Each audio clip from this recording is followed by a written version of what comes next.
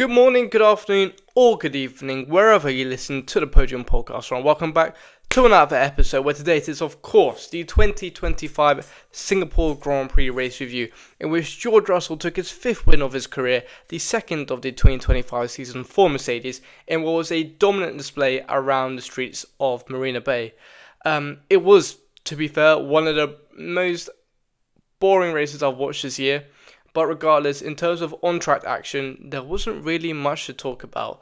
However, in a broader context, there's a lot in terms of the championship, in terms of team rivalries, and in terms of just, in general, relationships amongst the paddock. And I would say the first biggest talking point that will come out of this weekend's Grand Prix was, of course, McLaren. McLaren for two very different reasons. You've got the first reason, of course, them clinching the Constructors' Championships with 6 races to go. The record wasn't broken because they could have done that in Baku. So they've equaled the record in terms of the quickest time they've wrapped up a championship in terms of constructors, and they did it quite well. They are almost double the points, their amount of points over, I believe, Mercedes in second, and to make it back to back is an incredible feat. In considering in what I suppose, topsy-turvy time it's been in terms of F1, with teams doing well, some teams not doing well, and a rather equal playing field, they've managed to rise to the occasion not once but twice in a row.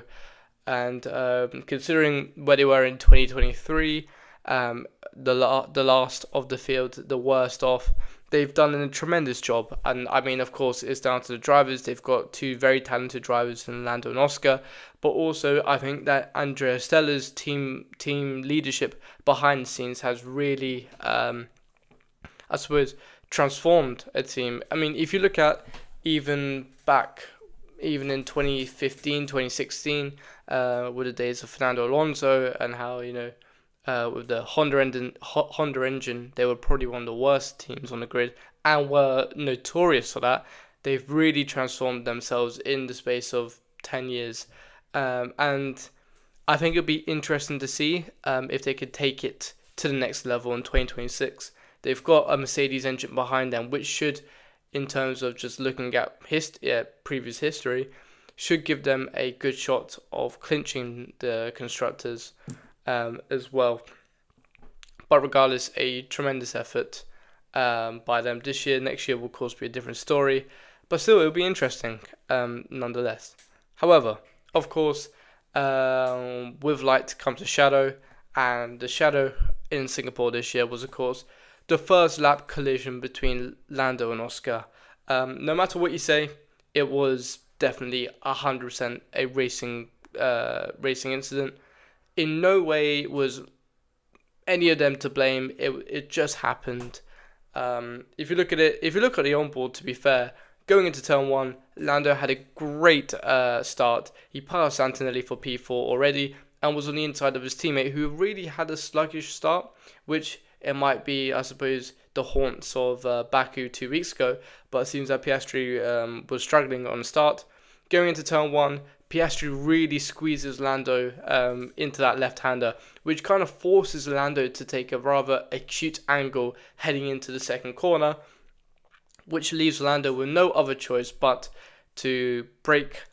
There was no other choice for Lando. If you've got a driver on your right-hand side, you're not going to back out of it. It's your championship rival, and also it is for third position in a race where overtaking was going to be difficult in the first. I mean, we barely saw any overtakes this weekend in the race because it's just too difficult to overtake. That's another point. But regardless, yeah, it was, I suppose, a very, calculated decision from Piastri to squeeze him, but it also left him to be almost put Lando in a no man's land situation. He couldn't back off, so the only thing was for him to go for it into turn 2. He did brake fairly late, which kind of pushed him into the back of Verstappen. He then got a little bit of oversteer coming out of the corner, which made him bump into his teammate and ultimately take the lead, take third place from Piastri. Obviously, on the team radio, Piastri was very frustrated about it and was asking the team, is that okay? If not, we should switch positions because I don't think it was fair. If you look at it though, in all honesty, I think if Lando, and he said that in the media, if he didn't go for that move, he would have been criticised. And I think he had every right to go for that move. It was a move that, when you're fighting for a championship, was almost necessary. He's now 22 points behind his teammate, which, let's say he didn't get past, it would have been 25 points, which would have put him down even more. And so you also have when Piastri did it last year in Italy, at turn, what would it be, 4, and that was more riskier than this move. I think it's a little bit hypocritical for Piastri to say that it was unacceptable. Of course, you might be thinking, why is Piastri almost not blundering in that sense, but why is he almost being worse off to Lando in the last couple of races? You've seen in Baku, an absolutely dreadful race, and in Azerbaijan, in Singapore, he was still a good 10 seconds off the pace of Lando in terms of the whole Grand Prix distance. And in all honesty, I think it's just down to pressure. You look at a 22, 23-year-old that's just come in, his first proper campaign where he can fight for a championship, and it seems that considering he had a nearly 30-odd point lead from the Netherlands, Lando's managed to shrink that down to only 22 points, which in the grand scheme of things, with 6 races to go and I believe 3 sprints left, shapes up to be a very interesting end. You also have this talk about papaya rules and will they still be intact considering they've wrapped up the constructors. I mean, I think that they will still try and enforce some sort of, I suppose, press-friendly way of racing where you don't touch each other, you race fair, but you just, you keep a fair gap. But I think it's one thing to try and enforce it. It's another thing for the drivers to take it on board when you've got 2 young drivers that are racing for their first world championship. And so I think it would be difficult for Zach Brown and Andrea Stella to enforce these papaya rules. But regardless, it will be interesting, and it's another turn in the championship which we might look back on and think, wow, that was a turning moment. Lando had to make that move in order to, I suppose, have some sort of campaign. I mean, Piastri was still frustrated even after the race, as you even had McLaren celebrating on the podium without Piastri, who was in the press conferences in the media pen doing his interviews, which shows that maybe there is. I mean, people say, does Zach Brown prefer Lando? I would say he doesn't prefer Lando to win, but he would like the idea of Lando winning his first world championship before Oscar. Lando's been there since 2018. He's been a part of the restructuring process of McLaren, and I think it's almost like not a father-son relationship, but almost Christian Horner, Max Verstappen relationship, in which he wants to see the person that he's brought along when he's younger to win his first world championship together. But regardless, I don't think that would mean on track that they would favour him just like that. I think that they will still keep it fair in terms of on-track action, but it seems that there is some sort of division within the I suppose in the McLaren, I suppose, garage. It also begs the question of next year, why is there a sprint? Why is there a sprint for Singapore in 2026? You look at this year's Grand Prix and there were barely any overtakes. Pretty much not much on-track action happened. It was a one-stop. It was pretty smooth sailing for most of the pack. So why is there a sprint next year? I really don't understand. I think it's just down to F1 trying to make everyone have a sprint race in terms of reaching out to a global audience. Do I think it's a good idea? Absolutely not. I think that the sprint will be as boring as the race was 2 days ago. So I would be very, very intrigued to see how well that goes down with most of the F1 family. But in retrospect, you also have qualifying, which was absolutely phenomenal. You had 5 drivers in contention for pole position, and they were all separated by 0.08 seconds, which, in Q2, 0.08 seconds. in coming Q3, George Russell delivers not one but two phenomenal laps to be a tenth clear of the next challenger, which was Max Verstappen. And I would say that it was a very good job, well done by George Russell. So yeah, I really don't know why they will be having a sprint next year, but I do not make the decisions. Talking about George Russell, what a fantastic weekend he had.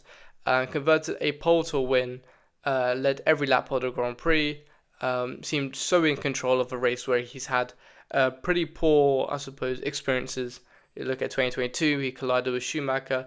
2023, he crashed on the last lap. 2024, I think he only finished P4 or something like that. 2019, he crashed with Grosjean, I believe, in his Williams. So he's had a pretty poor time in Singapore, but to convert a dominant win from pole shows that, first of all, the Mercedes performing well in hotter conditions is a lie, because they can do it in Singapore, they can do it anywhere pretty much, and it shows that they might. I think now it comes to a point in the season where everyone has stopped, I suppose, upgrading their car and bringing investments to 2025, are more looking towards 2026. So everyone is pretty much on a level playing field. We saw this last year where from like Austin to Abu Dhabi, there was pretty much a new race winner every weekend. And I think it'll be the same here as well. So it will be a great end to the season, because also it hypens up the championship ever that much more. With a lot of people playing into getting wins, getting poles, getting sprint wins, it does make the, I suppose, championship harder for McLaren to just obtain like that. Because with Max coming into the fold as well, who has absolutely dominated McLaren after the summer break. Max looks in contention. We said before, if Max was doing well around here, then he'll look to do well pretty much wherever he goes, and I think that will be the case. And with Singapore being such a bogey track for Red Bull, this will be very positive news for Max. To be second, whilst your championship rivals are in third and fourth, makes it even more better. I think there's only 60 odd points now between Max and Piastri, and so I think it is game on with 6 races to go and with 3 sprint races. I think that he will really. I mean, you look at places like Mexico and Qatar, Mexico and Vegas, they will definitely be suited to the Red Bull. Brazil, he's absolutely phenomenal at. You look at Abu Dhabi, he'll have a decent run in. You look at Austin will be maybe still a bit of a challenge, but still, he also, I think, compared to the McLaren drivers, oozes confidence, which he needs definitely. If there was a person or a time to have a 60-point deficit to overturn with only 6 races left, it would be Max Verstappen. And so I think it'll be a very good end to the season. If we look at now, let me just write this down.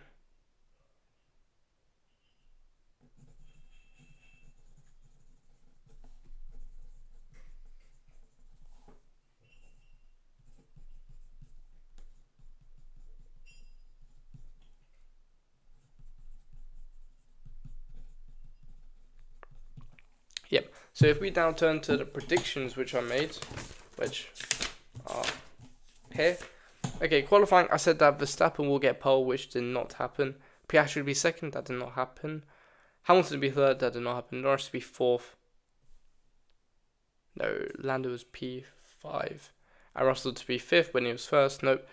I said Piastri to win, that did not happen. Max to be second, that did happen. Norris to be third, that did happen. Hamilton to be fourth, that did not happen. Russell to be fifth, that did not happen. In the middle of the race, I said Norris was to lead. I think, let me see what I wrote down. Russell, Verstappen, Norris, Piastri, Leclerc. Okay, so I got all the middle ones wrong. Biggest flop, biggest good surprise, I said Lewis Hamilton. I don't know if he was biggest good surprise, but I would say no, he's not the biggest good surprise. Leclerc, biggest flop? Yes, I would say definitely biggest flop. consistently seemed worse off than his teammate in qualifying and in the race. Of course, Lewis had that brake problem, but still, that was very not Leclerc's best weekend for sure. And I said for Craig's prediction, gap at the front more than 10 seconds.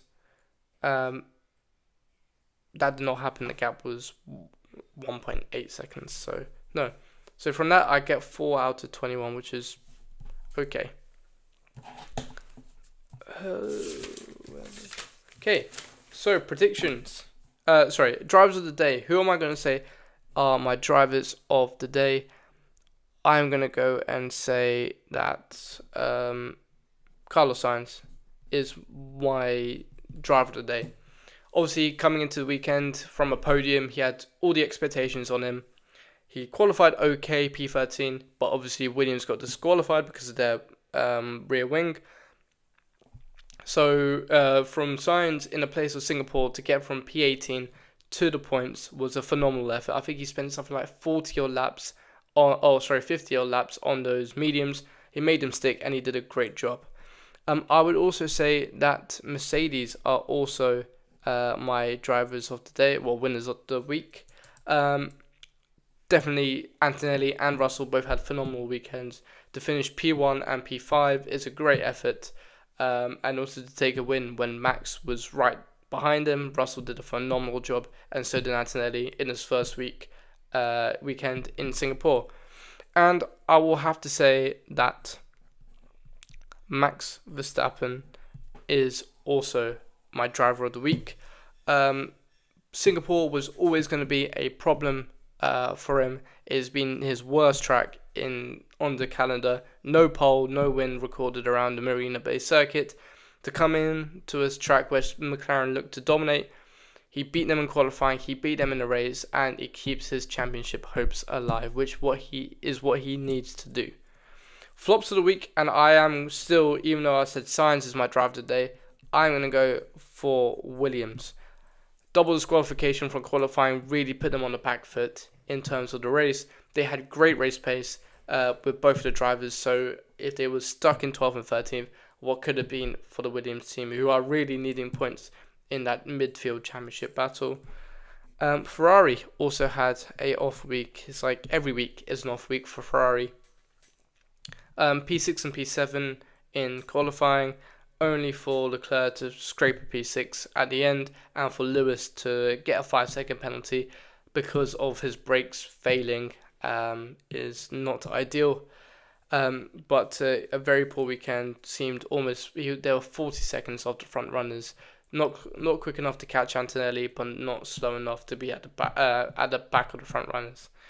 And I am going to say that my final flop of the week is going to be no other than the championship leader, Oscar Piastri. Qualified P3, would think that that's decent in a championship fight where every point counts, only for him to go and absolutely mess up his starts. P4, both of his championship rivals overtake him, and in a race where you would think that they will all be happy because McLaren won the constructors, it seems that there's even more division between the McLaren garage, and with now only 22 points behind him and Lando Norris, it seems that he's got a lot of work to do, and going into Austin, he seems that he definitely needs some sort of confidence boost. If we look at the constructors now, and yes, the gap is now only 22 points between Lando Norris and Oscar Piastri, with Max Verstappen only 40 or so points behind Lando Norris in that ultimate championship hunt. If we also look at the constructors now, and McLaren are constructors champions, double the amount of points that they are ahead of Williams in their phenomenal effort. Anyway, I think that would be a great place to wrap up the 2025 Singapore Grand Prix review. Make sure to like and subscribe and have a simply lovely day. Goodbye.